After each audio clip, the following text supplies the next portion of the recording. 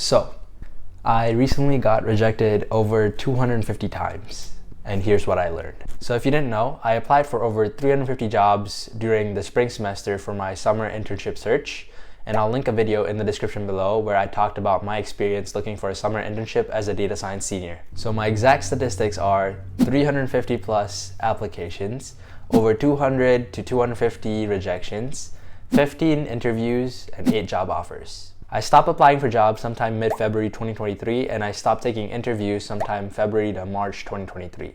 During this time, I made a ton of mistakes. A ton of mistakes. So like all my other videos, I felt like I could share my experience so that you guys can learn from my mistakes and improve on them. Alright, my first mistake was kind of obvious. It was my resume.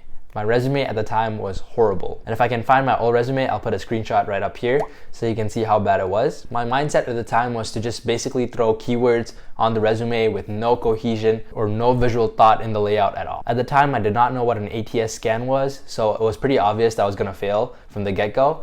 But me being a naive data science senior at the time, I didn't put any thought in researching what an ATS scan was until about a month in my application process. So in case you didn't know, ATS stands for Application Tracking System, and it's an AI system that recruiters use to filter down resumes or applications so that they can get the best 25% of all applications together. They cut over 75% of applications through this process. So if you don't really research and check if your resume can pass an ATS scan, you're gonna be missing out on a lot of opportunities. In fact, I made a video on how to make an effective resume using the funnel system to pass an ATS scan, and I'll link the video in the description below if you guys wanna watch it. But to sum things up, you wanna put your resume to an AI ATS scan website such as JobScan before you apply for jobs so that you know you won't be failing every single scan. It's also important to know that the criteria for each ATS scan might be different, but it's good to have a general consensus that your resume will pass or be put forward to an actual human to read, rather than just being stuck in the ATS system and never being seen by actual human. My next mistake was not tracking my applications soon enough. So it took me about a month to start tracking my applications, and this was really, really bad. Let me tell you why. So for the first month of my application process, I didn't track any of my applications. I could have just spent an additional 10 to 20 minutes every day writing down the company name and what website I used to apply for that jobs, but I didn't. And because of that, I missed out on keeping track or following up with about 60 to 100 applications. And this could have been detrimental if I didn't get an internship. I could have got so many more opportunities if I just sent a follow-up email or called the recruiter again to ask about my status. And maybe I'll hear back, maybe I wouldn't, but at least I would have that data for future analysis or to learn from my mistakes. So if you're going through this process, I strongly recommend tracking your applications. And in fact, I made a template on Google Sheets that you can use to track your applications. It includes some basic information like company name, when you applied, where you applied, the status of your application, recruiter's emails, etc. This helps you at least get to know basic information about what companies you applied for, when you applied for, and when to check back. In the future, you can always look back at this data and analyze it to see where you went wrong and where you can improve. The next mistake I made was not optimizing my LinkedIn profile. So I had a very basic LinkedIn profile. I made it just for the sake of making it. There's very little useful information on my LinkedIn profile, which was horrible because after your resume, most employers check your LinkedIn profile.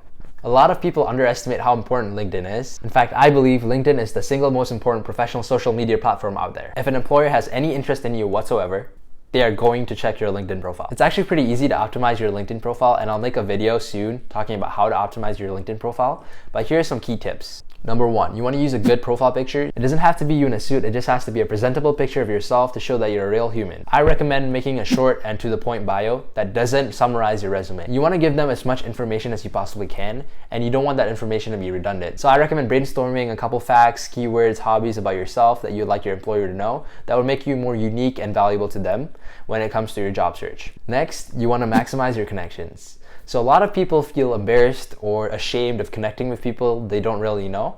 But my rule of thumb is if I've spoken to them once, it's okay for me to request to connect. After all, the worst thing that can happen is they just don't accept your connection request. The bigger your network is, the more opportunities you have. It's as simple as that. I've personally gotten referrals and given referrals to my connections on LinkedIn, and this has helped me out a lot. Obviously, you'll have to back it up by showing your work or showing your skills, because referrals just can't be given blindly. But if you watch my video on how to make a winning portfolio, you're able to show your skills effectively and make yourself more presentable and valuable to employers. So now that we've come to the conclusion that networking is important, the next step is to link all your certifications, courses, projects, and education on your LinkedIn profile. Like I said before, you want to give them as much relevant information as you can so that you can look more valuable to them. This is obviously pretty straightforward, but a lot of people overlook this step. For example, I forgot to put the school I was enrolled in back in Malaysia, so it looked like I had a 2-year gap in my college degree. So during my interviews, a lot of employers asked me what happened to those 2 years and why those 2 years were missing. This is also part of the funnel system I mentioned before, and I talk about it more in my resume video, which I'll link in the description below. So feel free to check that out if you're interested. Now, for my last tip when it comes to LinkedIn optimization, and I think this just might be the best tip, get LinkedIn Premium. If you don't want to pay, just use the free trial. As a student, you get LinkedIn Premium for a month free, and you can optimize this a lot in just 1 month. There's just so much value in LinkedIn Premium that a lot of people don't know about. You can see how many people applied for your job, what are the candidates, are they master's students, undergrad, what their majors are, and what your chances are for that specific job based on your profile. This can help you optimize your profile even more, or look for jobs more niche so that you can be a better candidate. It can also show you if an employer has viewed your profile and where they're from, which company they're from. This in turn allows you to do more research on them and ask them better questions, more unique questions during your interviews. And this could very well be the reason you get a job. In fact, I think the biggest indicator on why I got my offers was because I researched my recruiters and employers, and I asked interesting questions, or at least I thought those questions were interesting, and it led to interesting conversations. Great. Now let's go on to my next mistake. I had a horrible portfolio at the time. So I decided to pay for a domain, and I uploaded my web portfolio onto my website where I listed out all my projects and some about me information and my resume. But at the time, I only had one project, and I'm pretty sure that project had pie charts too, which for a data scientist is pretty embarrassing. So I realized pretty quickly that I needed more projects to show that I have more skills so that I appear more presentable and more valuable to employers. So I decided to add more projects to my portfolio and make them look a little better, present them in a cohesive manner from most important to least important projects. You can tweak it and make it more applicable to you. All right, now let's get into the most valuable mistake I made. I was not intentional with my applications.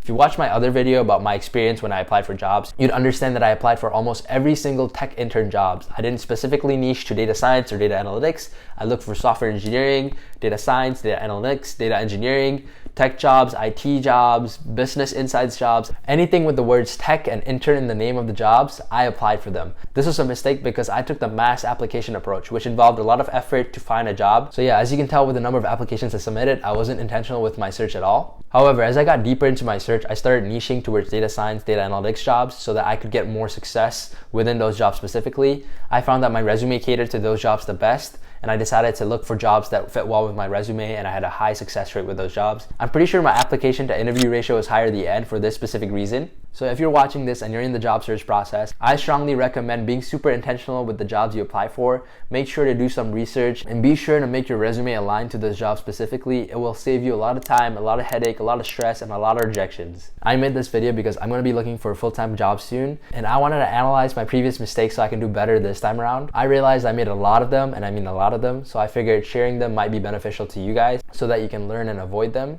And for those of you who learn better by learning from your own mistakes, I wish you all the best. And I just want to say that if it worked for me, it definitely will work for you too. Anyways, thank you guys for watching, and I'll see you in the next one.